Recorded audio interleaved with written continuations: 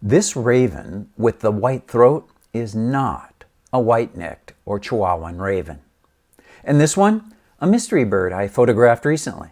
It may not be what you think either. I'm going to take you step by step through how to identify both from these photographs, but that's just the start. I have 5 more fascinating bird photos from October 2025 to decode. And here's the twist. You won't get to know their names until we've studied their field marks together. Plus, as an added bonus, I dug through my archives to find a mystery bird from October 2017 for us to identify as well. Let's examine this black bird first. This one had me fooled. What do we see? 2 all-black, shaggy birds sitting on floodlights. They are quite large compared to the lights. The bird on the left is slightly smaller and smaller build. The tail of the bird on the right has longer central tail feathers, giving the bird a slightly pointed tail. The bird on the left seems less long and pointed. Both birds have huge, thick bills, the upper mandible curved strongly toward the tip. The bird on the left has feathers on the nostril extending halfway out the bill. The bird on the right only 1/4 of the way, if that. I think we can safely call these ravens. Crows would have slimmer, more pointed bills and less shaggy plumage on the throat, and American crows would be quite rare in southern Arizona. I have a video separating crows and ravens linked above.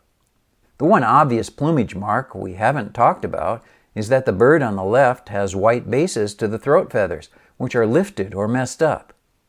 Well then, is this a common raven on the right and a Chihuahuan raven on the left? I had almost convinced myself. There are a couple of things wrong for this being a Chihuahuan raven. This bird's crown is tall and rounded, with a peak just behind the eye. The bill is very long and the feathers of the nostrils reach 50% to the end, but no farther. And the white feather bases on the neck gradually get darker toward their tips rather than stay bright white until reaching the black tips. And if that's a common raven next to it, why are they being so calm? I think they'd be quite antagonistic toward one another. Do you see the brown feathers on the legs? There's some more on the chest. These are likely faded juvenile feathers. So then, the bird on the light pole to the right is probably a parent, and this a juvenile. That makes both these birds common ravens. Here's a real Chihuahuan raven for comparison. Note the flatter head with a bump well to the back of the head. The nostrils are feathered 60 to 75% to the tip. The throat feathers aren't as large and shaggy as common raven. Next, what do you see? A stocky black and white bird with chisel bill clinging to the side of a tree. Can we agree that this is a woodpecker? And those rows of drilled sap wells and white stripe on the wing mean that this is some kind of a sapsucker. Looking at the head, we see a red forecrown, and the throat is white, outlined in black, with a patch of red. The head is not fully red, so it's not a red-breasted sapsucker. That leaves yellow-bellied and red-naped sapsucker as choices. This image reveals just a touch of red on the nape. All these combine to make this a female red-naped sapsucker. Female yellow-bellied sapsuckers have entirely white throats. Males of both red-naped and yellow-bellied have all red throats. Here's a male red-naped sapsucker. Note the fully red throat and more obvious red nape mark. The red throat goes all the way through the black border to reach the white facial stripe. This separates it from the yellow-bellied, which has a wide black border all the way around its red throat.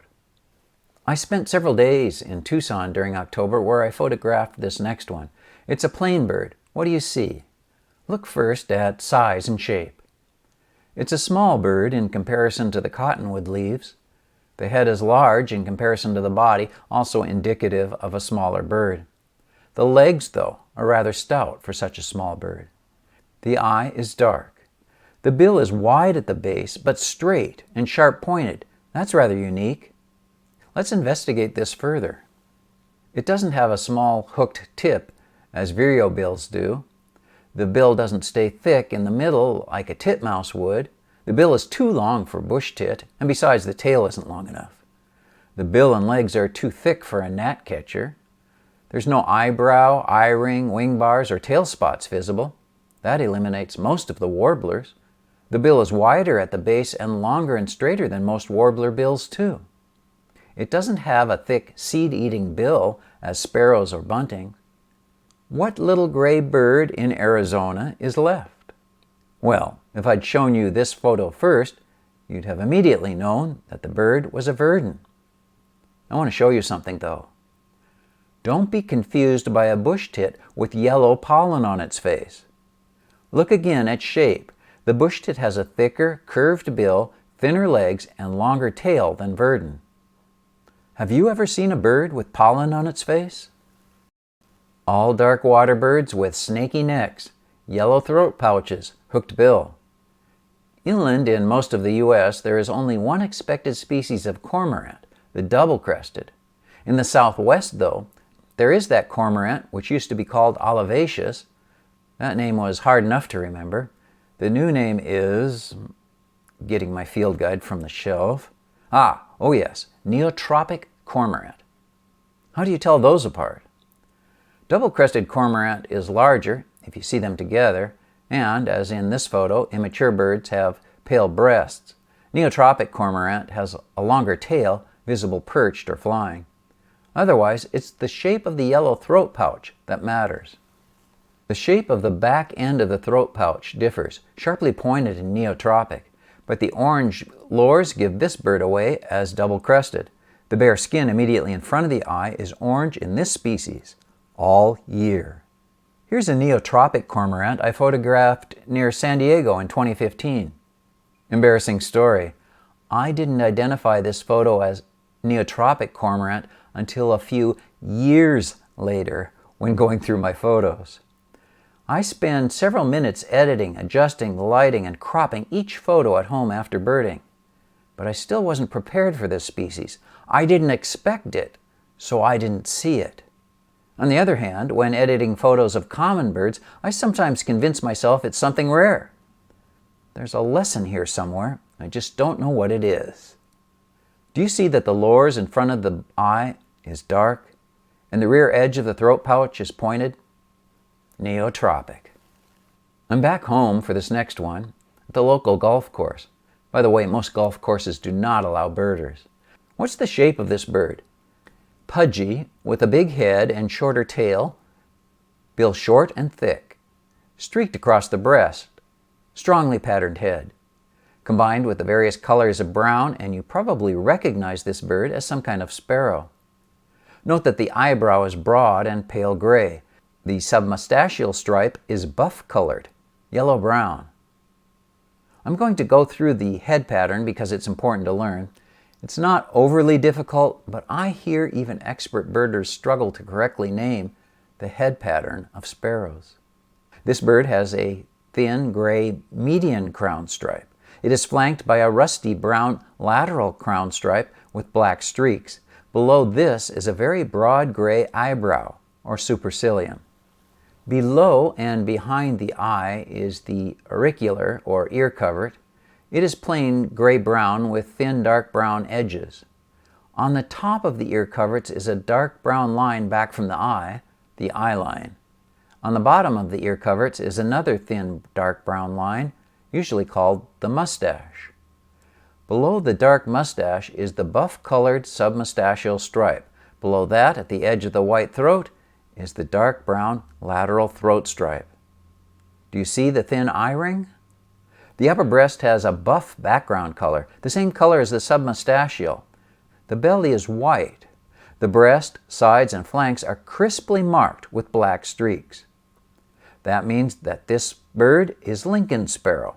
All Lincoln sparrows look basically the same. That's not true of its most similar look-alike, song sparrow. Song sparrows are quite variable.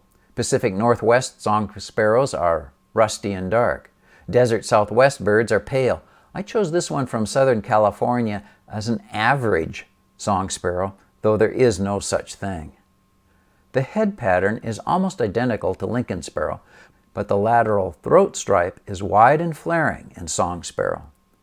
The submustachial stripe is usually white or cream, not as yellow-brown as Lincoln's. The base color of the upper breast is the same color as the belly.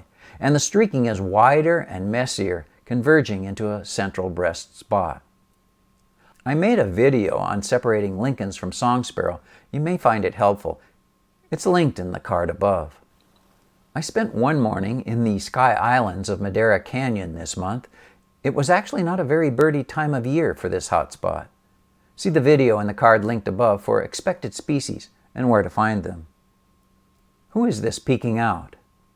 If my plant identifier is correct, that's the Seek app.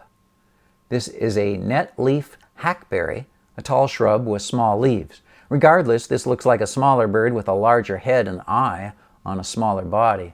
It has long undertail coverts, making the tail look shorter than it really is. Let's go on to my next photo and get a few more shape clues before looking at plumage color and field marks.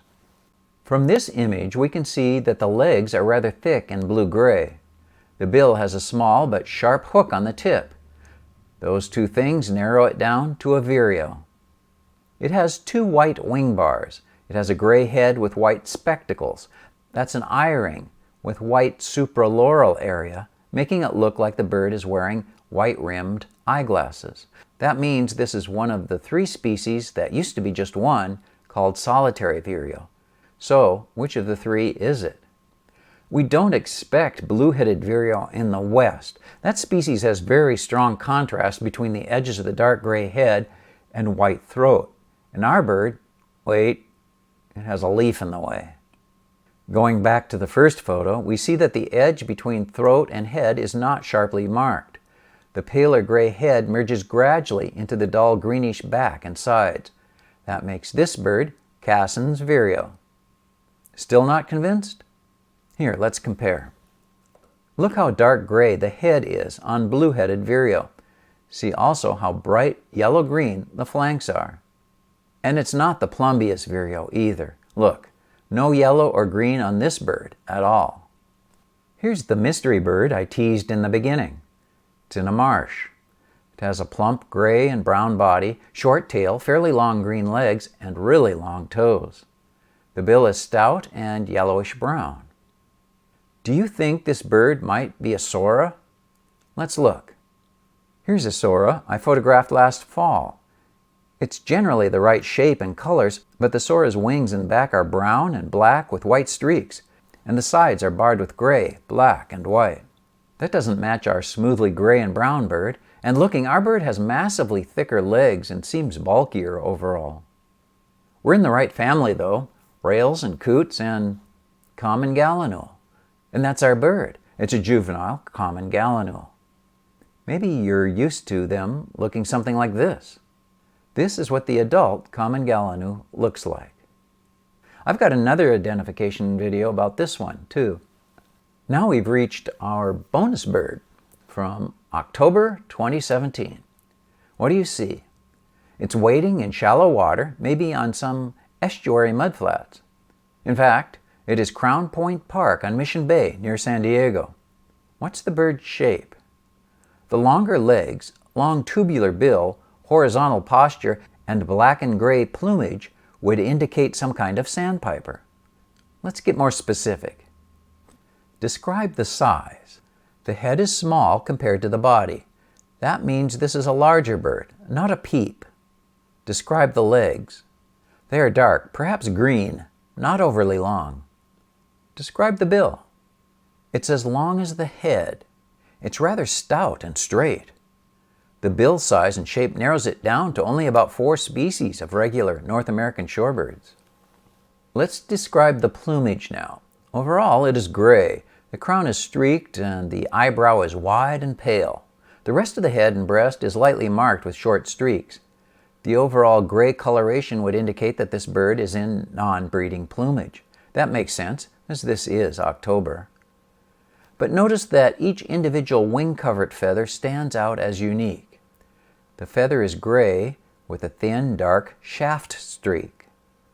There's a thin, black, rounded subterminal band and a thin, white tip. That much pattern to the wing coverts mean that this is juvenile plumage. Adult non-breeding plumage would be more smooth gray. Most juvenile shorebirds, in addition to having patterned wing coverts, have brightly colored wing coverts.